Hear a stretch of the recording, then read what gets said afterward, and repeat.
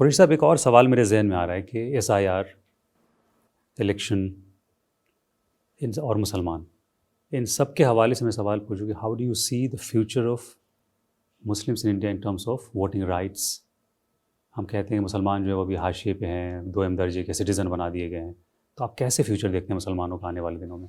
देखिए, मैं तो पॉजिटिव ही देखना चाहूँगा। पॉजिटिव ही है क्योंकि मैंने बार बार एक बात कही है कि इंडिया इज़ सेक्युलर, क्योंकि हिंदू सेक्युलर है।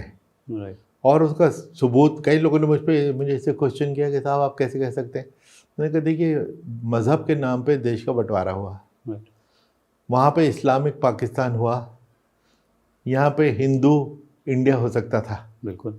लेकिन यहाँ की कॉन्स्टिट्यूएंट असेंबली ने, जिसमें 83% हिंदू थे, ज़्यादातर अपर कास्ट हिंदू थे, एक आवाज़ से सेक्युलर कंट्री चुनी।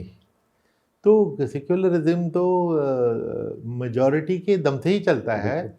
और आज भी बल्कि आप देखेंगे कितनी टीवी की चैनल्स हैं, यूट्यूब चैनल्स हैं जो सेक्युलरिज्म के कौन जो लड़ रहे हैं, कोई शर्मा है, कोई वाजपेयी है, ये सब लड़ रहे हैं। तो ये उम्मीद की किरण है, क्योंकि मैं समझता हूँ जो एंटी मुस्लिम सेंटीमेंट है ये पॉलिटिकल इलेक्टोरल रीजन से विप अप किया गया है, क्योंकि ये एक ऐसी इलेक्टोरल स्ट्रेटजी है जो अभी तक कामयाब होती चली आ रही है। इसलिए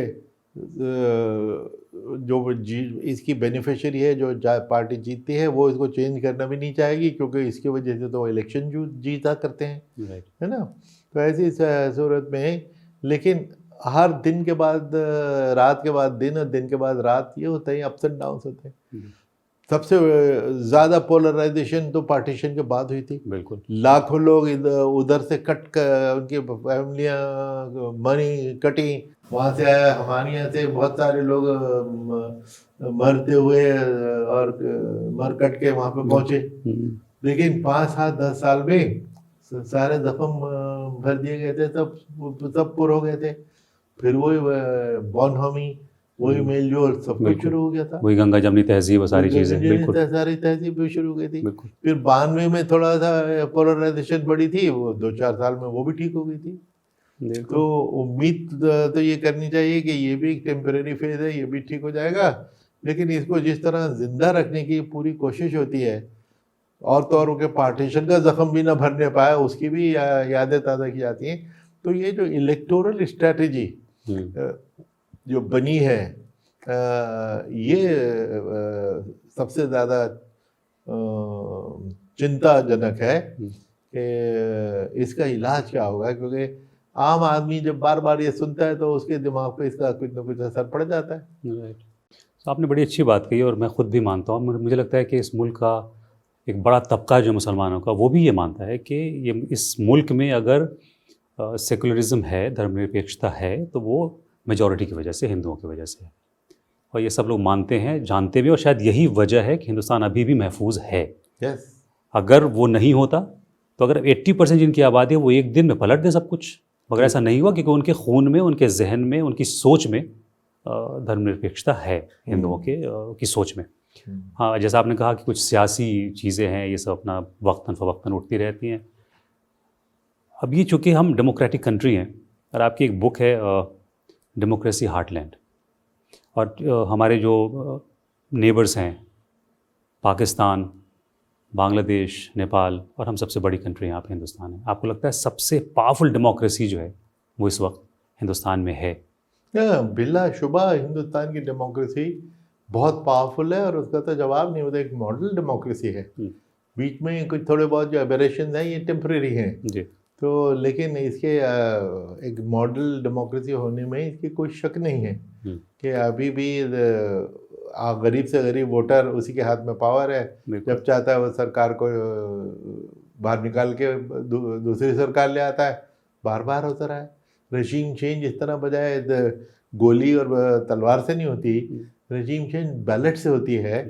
और हिंदुस्तान में तो ये बड़े खूबसूरती की बात आप देखेंगे, यूएसए में डोनाल्ड ट्रंप साहब जब हारे, कितनी मुश्किल से उन्होंने व्हाइट हाउस को खाली किया था, है ना। पूरा एजिटेशन हुआ, गोलियां चली, सब क्या हुआ। हिंदुस्तान में मुमकिन नहीं है। हिंदुस्तान में मुमकिन नहीं है। हिंदुस्तान में हारने वाला प्रधानमंत्री जीतने वाले को हाथ जोड़ के नमस्ते करके अपनी कुर्सी देता है। तो बिल्कुल जो ट्रांजिशन ऑफ पावर है हिंदुस्तान का, ये बहुत स्मूथ है। इतना स्मूथ सिर्फ इसी वजह से है कि यहाँ की डेमोक्रेसी सॉलिड है।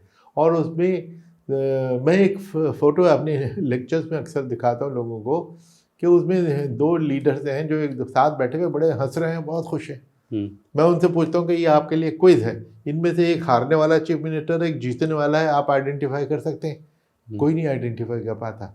हिमाचल के वो दो चीफ मिनिस्टर थे, वीरभद्र सिंह और दूसरे कौन से थे, तो एक दूसरे फोटो में वो गले मिल रहे हैं। तो हारने के बाद भी उनमें बिटरनेस नहीं होती जो अक्सर देशों में होती है, इंक्लूडिंग यूएसए। तो ये इंडिया की डेमोक्रेसी की खूबी है। कुछ खतरा देख रहे हैं डेमोक्रेसी पे या आइन पे, जो इश्यूज उठते रहते हैं आए दिन कि डेमोक्रेसी खतरे में है, आइन खतरे में है, संविधान खतरे में है, कुछ देख रहे हैं आप? ये आई होप के खतरे में नहीं है, क्योंकि मैं इसको टेम्परेरी एबरेशन समझ के समझना ही चाहूँगा। क्योंकि अक्सर ये कहा जाता है कि जो नई सरकार हिंदू राष्ट्र बनाएगी और कॉन्स्टिट्यूशन बदलेगी, लेकिन हम लोगों की मुलाकात आरएसएस चीफ मोहन भागवत जी से हुई थी, उसके बाद 3-4 बार हुई। फिर उन्होंने विज्ञान भवन में एक बहुत बड़ा पब्लिक लेक्चर किया, उन्होंने बार बार कहा कि भाई हिंदू राष्ट्र तो हम हैं, क्योंकि बेसिकली हिंदू मेजॉरिटी कंट्री है, हिंदू राष्ट्र हम हैं, लेकिन इसमें मुसलमानों का क्या रोल होगा? उन्होंने कहा कि उनके बिना तो हम देश की कल्पना भी नहीं कर सकते, नहीं तस्वर भी नहीं कर सकते। तो इसलिए कॉन्स्टिट्यूशन को बदलने की कोई ज़रूरत नहीं है। भाई वोट की ताकत से हिंदुत्व फोर्सेस अगर जीत के आती हैं तो हिंदुत्व का राज होता है। कुछ दिन होता है, बहुत लोग किसी स्टेज पे थक भी जाएंगे इससे, और फिर नॉर्मल चीज़ आएंगी, क्योंकि जो टेंशन का माहौल किसी भी मुल्क के लिए अच्छा नहीं होता, उसकी डेवलपमेंट के लिए अच्छा नहीं होता। रुकावट है, बिल्कुल रुकावट बनती है, क्योंकि जितना पीसफुल माहौल होगा, पीसफुल अच्छे रिलेशन होंगे, क्योंकि बिजनेस को सबसे पहले पीस चाहिए होता है। बिल्कुल। अब कितने लोग हैं कि बड़ा बिजनेसमैन जो सेठ है वो हिंदू है, उसके सारे वर्कर मुसलमान हैं। हो जाए कम्युनल राइट, मुरादाबाद में हुआ था एक दफ़ा, तो बड़ा राइट हुआ, उसके बाद सारे जो पीतल का काम करने वाले वर्कर थे मुसलमान, तो वो तो चले गए इधर उधर। तो उन वर्कर के बिना लाला जी का बिजनेस भी तो ठप हो गया।